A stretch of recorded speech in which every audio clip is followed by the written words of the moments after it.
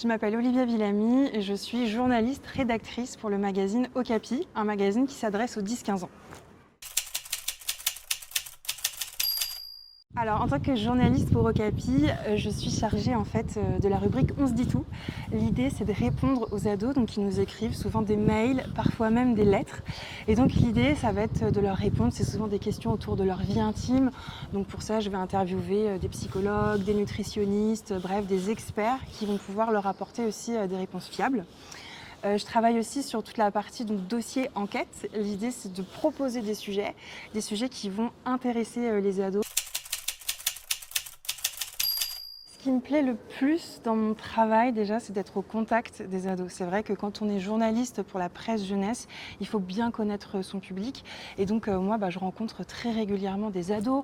On en accueille à la rédaction. On a souvent des stagiaires. On leur ouvre les portes aussi d'Okapi pour qu'ils comprennent en fait notre métier, qu'ils sachent comment on fabrique un journal aujourd'hui.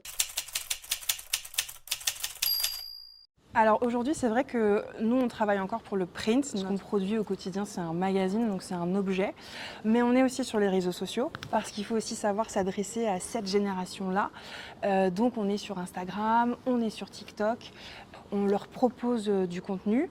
On propose aussi du contenu qui peut être plus à l'attention des parents.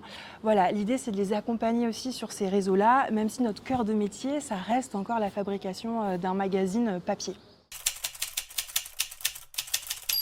Les compétences pour être journaliste en presse jeunesse, il faut déjà être très curieux, il faut vraiment être à l'écoute, aller lire, aller voir tout ce qui se passe. Donc ça veut dire aussi aller sur les réseaux sociaux pour voir ce qui les intéresse, comprendre en fait les sujets qui font le buzz pour pouvoir les décrypter pour eux. Donc ça, c'est très important.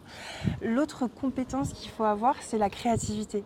C'est-à-dire qu'il faut toujours se renouveler dans la manière dont on va proposer l'information.